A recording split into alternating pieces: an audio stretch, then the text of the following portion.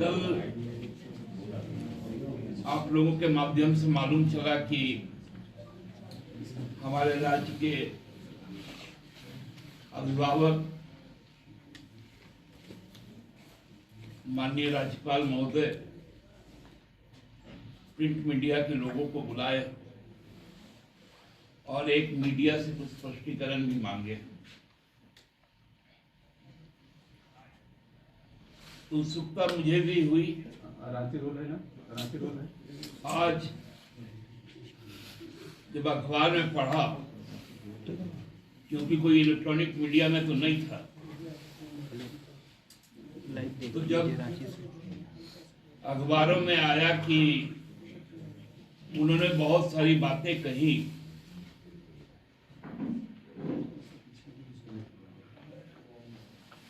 तो हिंदी में एक कहावत है,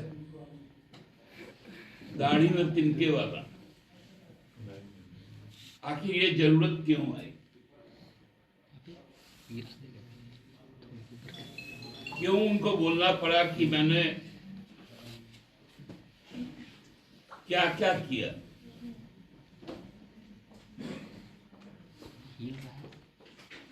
तो कुछ सिलसिलेवार ढंग से मैं भी बोलूं कि ईडी ने जब उनको कहा कि हम हिरासत में ले चुके हैं, और तब उन्होंने अनुमति दी कि माननीय मुख्यमंत्री आकर इस्तीफा देंगे, साथ में उनके 5 और लोग भी आ सकते हैं। तो लोग गए, उन लोगों के पीछे पीछे जो दावा पत्र में जो हस्ताक्षर थे 43 लोगों का, सभी लोग राजभवन में घुसे। और राजभवन का मुख्य द्वार जो है वो लोहे का है, और जब लोग अंदर गए,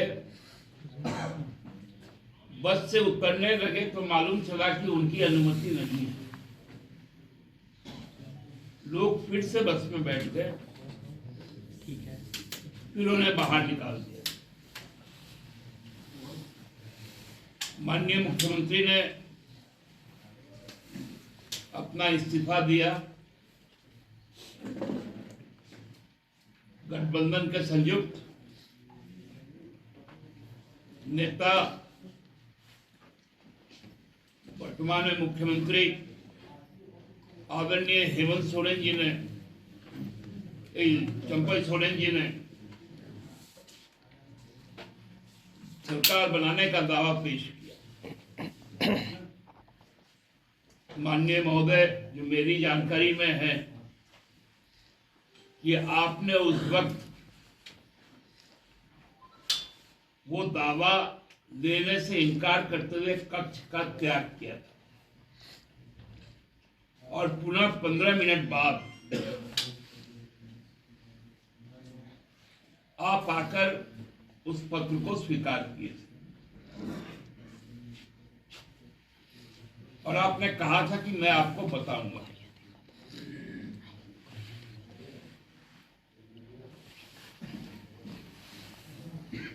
दूसरे दिन सुबह, पूरे जिम्मेवारी के साथ मैं कहता हूं, दूसरे दिन सुबह लगभग 11, साढ़े 11 बजे मैंने माननीय राज्यपाल के परिसहाय मिनिस्ट्री से दूरभाष पे बात कोई ईडी के साथ हो गई।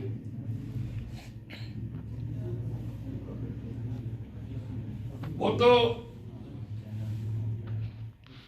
कितना जल्दी जल्दी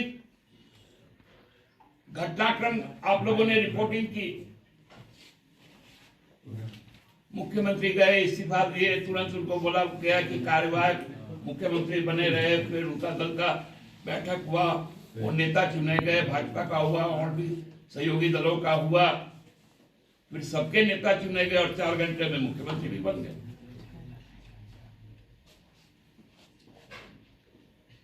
माननीय राज्यपाल महोदय, वहां के राज्यपाल इस बात से वाकिफ थे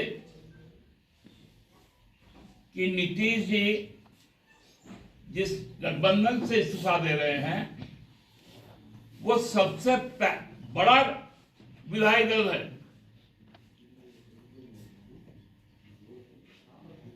आपने तो आपके उस गवर्नर जो काउंटर पार्ट है वो तो तीसरे वाले को बुला लिए, लेकिन जो सबसे बड़ा यहां है 29 सदस्यों का, आपने उनको नहीं बुलाया। तो मंशा तो आपकी सही नहीं थी।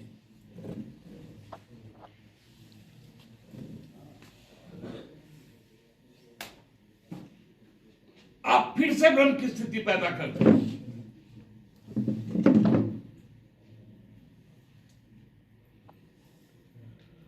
कि हमको 2 विधायकों ने फोन कर कहा, तो आपके पास तो तंत्र है, आप तो केंद्र के प्रतिनिधि हैं,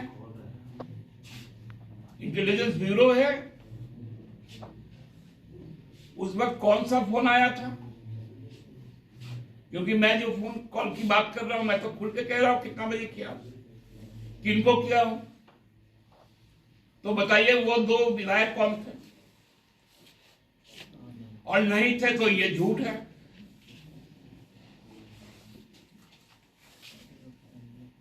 आपने उस वक्त रात को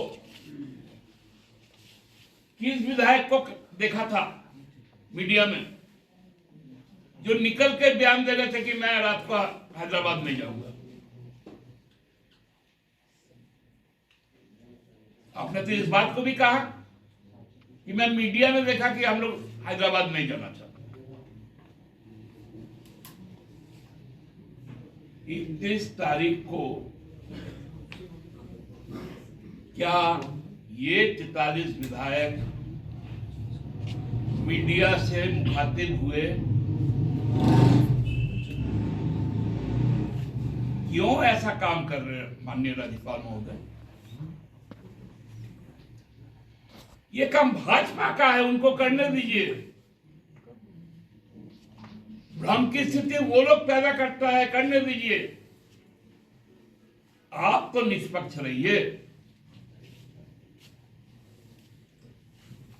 मैं नहीं कहता कि आप हमारे पक्ष में कहें, वो तो आपने सदन में कहा और इस पर धन्यवाद प्रस्ताव भी पास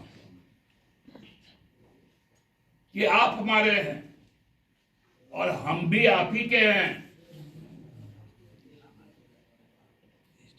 तो लोगों में अब संशय मत पैदा कीजिए।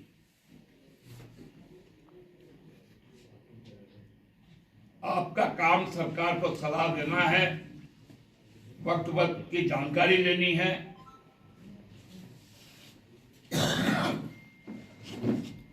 आपके पास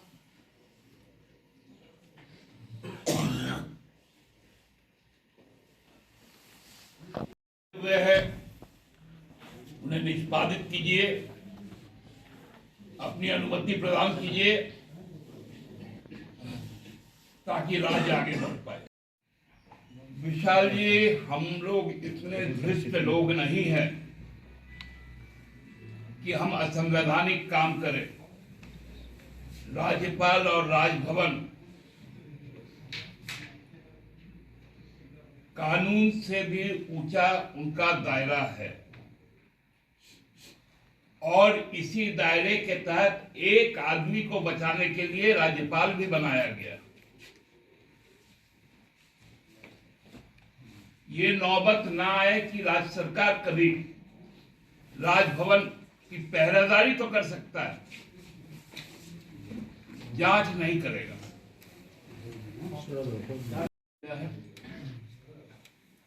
एसआईटी ने अपना काम भी शुरू किया है, कुछ लोगों पर कार्रवाई भी हुई है, जांच चल भी रही है। सीबीआई की क्रेडिबिलिटी को अब कोर्ट भी संदेह से देखता है, इसलिए उनकी कई जांचें भी रुकी हैं। और हम भी जानते हैं जब तक एनडीए की सरकार है तो CBI, IT, DRI, ED, CVC ये केवल और केवल टूल किट है एनडीए गवर्नमेंट। इसलिए हम सीबीआई पर भरोसा नहीं है, हमें एसआईटी पर भरोसा है। दादा, ये जो आपने राज्यपाल पर की बातें आपने कही, केंद्र और राज्य का संबंध तमाम राज्यों में अलग अलग दिखाई दे रहा है। अब ये माना जाए कि ये झारखंड भी उसकी कड़ी में शामिल हो गया है। नहीं, मैं पहले तो आपको थोड़ा सा सुधार दूं कि मैंने कोई आरोप नहीं लगाया, मैंने कुछ सवाल उठाए। क्योंकि अब तो राज्यपाल महोदय प्रिंट मीडिया को बुलाते हैं, संवाद एजेंसियों को बुलाते हैं, तो मेरे इन सवालों को उनको उसी माध्यम से भी जवाब दे देना चाहिए। क्योंकि यदि मुझे आमंत्रित करेंगे तो मैं भी